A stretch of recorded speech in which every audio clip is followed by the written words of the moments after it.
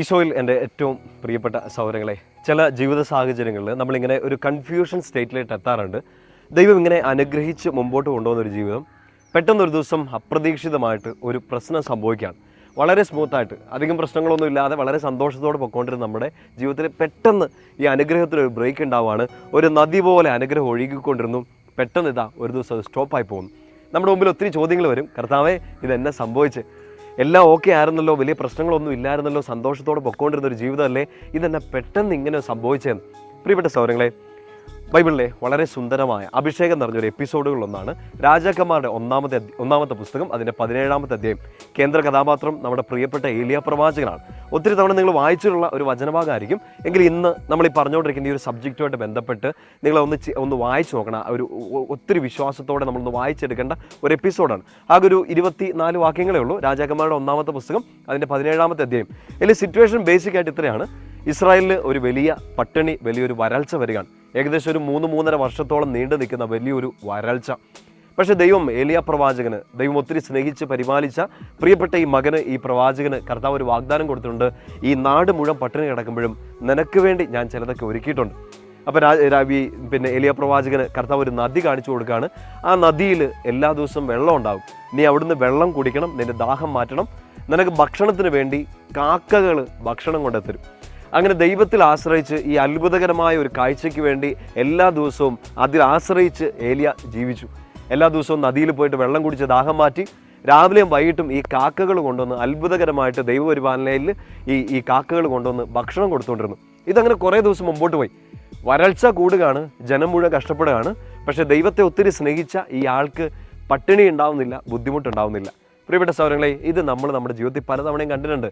കർത്താവ് ഒത്തിരി മനുഷ്യർ ഇങ്ങനെ ബുദ്ധിമുട്ടുന്ന സമയത്തും എന്നെയും നിങ്ങളെയൊക്കെ ഭയങ്കരമായിട്ട് അങ്ങ് പരിപാലിക്കുകയാണ്.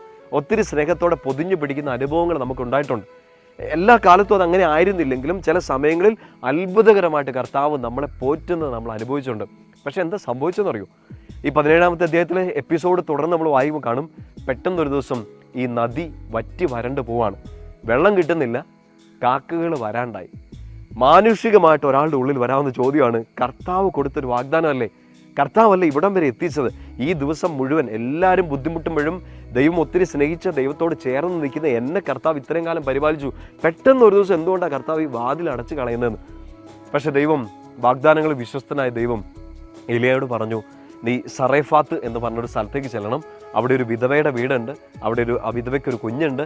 നിനക്ക് വേണ്ടതെല്ലാം ഒരു കുറവും കൂടാതെ ഞാൻ അതോടെ ഒരുക്കിയിട്ടുണ്ട്. പ്രിയപ്പെട്ട സഹോദരങ്ങളെ, ഈ എപ്പിസോഡ് മുഴുവൻ വായിച്ചു നോക്കുമ്പോൾ ദൈവത്തിൻ്റെ പരിപാലനം നമ്മൾ കാണുന്നുണ്ട്.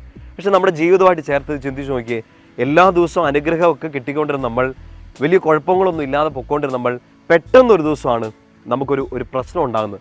ഒരുപക്ഷെ അത്രയും കാലം സ്നേഹിച്ച ഒരാൾ പെട്ടെന്ന് മാറി നിൽക്കുന്നതായിരിക്കാം. അത്രയും കാലം നമ്മൾ വിശ്വസിച്ച ഒരാൾ നമ്മളെ ചതിക്കുന്നതായിരിക്കാം. അനുഗ്രഹത്തിൻ്റെ ഒരു അരുവി ഇങ്ങനെ ഒഴുകിക്കൊണ്ടിരുന്നു.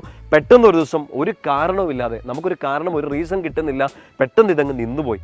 നമ്മൾ കൺഫ്യൂസ്ഡ് ആയിട്ട് നിന്ന് പോകുന്നുണ്ട്. നമ്മൾ കർത്താവോട് ചോദ്യം ചെയ്യുന്നുണ്ട്. നമ്മൾ ചിലപ്പോൾ നിരാശയിലേക്ക് വീണ് പോകുന്നുണ്ട്. ഈ അരുവി എന്തുകൊണ്ട് വറ്റി? ഈ കാക്ക എന്തുകൊണ്ട് ഭക്ഷണം പ്രൊവൈഡ് ചെയ്യാണ്ടായി? ചോദ്യം ചോദിച്ച് നിൽക്കുന്ന ഒരു സമയത്ത് നമ്മുടെ ഉള്ളിലേക്ക് നിറയേണ്ട ഒരു വിശ്വാസം ഇതാണ്: വിളിച്ചിറക്കിയ ദൈവമാണ്, വാഗ്ദാനം ചെയ്ത ദൈവമാണ്, കൂടെ നിന്ന് പരിപാലിക്കുന്നതും ദൈവമാണ്. ആ ദൈവം ഒരു സ്ഥലത്ത് നദി അടച്ചു കളഞ്ഞെങ്കിൽ ഇപ്പുറ സ്ഥലത്ത് നിനക്ക് വേണ്ടതെല്ലാം ഒരുക്കിയിട്ടുണ്ട്. ഒരു വഴി അവൻ അടച്ചു വെച്ചിട്ടുണ്ടെങ്കിൽ ഇപ്പുറത്തൊരു രാജവീതി അവൻ ഒരുക്കി വെച്ചിട്ടുണ്ട്. ഒരു ജനൽ അടച്ചു വെച്ചിട്ടുണ്ടെങ്കിൽ ഇപ്പുറത്തൊരു വാതിൽ തുറന്നു വെച്ചിട്ടേ അവൻ ആ ജനൽ അടയ്ക്കുള്ളൂ. ദൈവത്തിൻ്റെ പരിപാലന ഏറ്റവും കൂടുതൽ അറിയേണ്ട ഒരു സമയമാണ് ഈ ഉത്തരം കിട്ടാത്ത സമയം.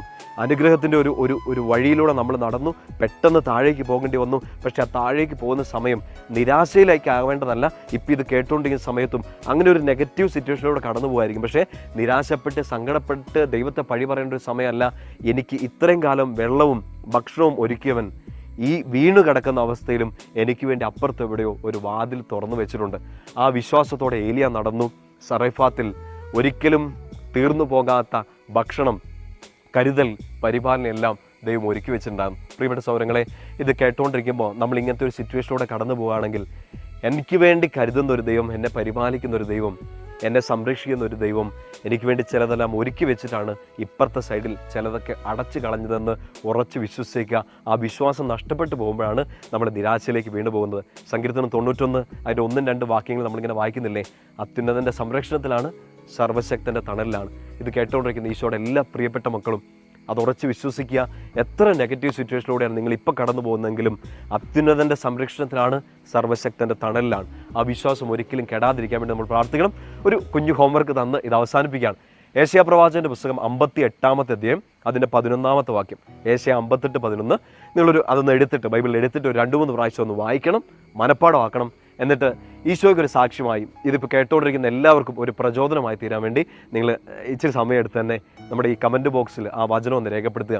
ഇത് കേൾക്കുന്ന എല്ലാവരും ആ വചനം ഒന്ന് രേഖപ്പെടുത്തുമ്പോൾ ആ വചനം നമ്മൾ ആവർത്തിക്കുകയാണ്, അത് കാണുന്നവർ ആവർത്തിക്കുകയാണ്. കർത്താവിൻ്റെ നാമം മഹത്വപ്പെടുകയാണ്. അങ്ങനെ വചനം ആവർത്തിച്ച് വിശ്വാസത്തോടെ പ്രാർത്ഥിക്കുമ്പോൾ ആ വചനത്തിന് അഭിഷേകം പൂർണ്ണമായിട്ടും നിങ്ങൾ ഓരോരുത്തരിലേക്ക് നിറയും. ഞാൻ പ്രാർത്ഥിക്കുകയും അനുഗ്രഹിക്കുകയും ചെയ്യുന്നു ഈശോയുടെ നാമത്തിൽ. ഏശയ്യാ പ്രവാചകൻ്റെ പുസ്തകം 58-ാം അധ്യായം 11-ാം വാക്യത്തിൻ്റെ അഭിഷേകത്തിൽ നിങ്ങളെല്ലാവരും അനുഗ്രഹിക്കുന്നു. കർത്താവ് നിങ്ങളെ നിരന്തരം കാത്തു പരിപാലിക്കട്ടെ. പിതാവിൻ്റെയും പുത്രൻ്റെയും പരിശുദ്ധാത്മാവിൻ്റെയും നാമത്തിൽ ആമേൻ.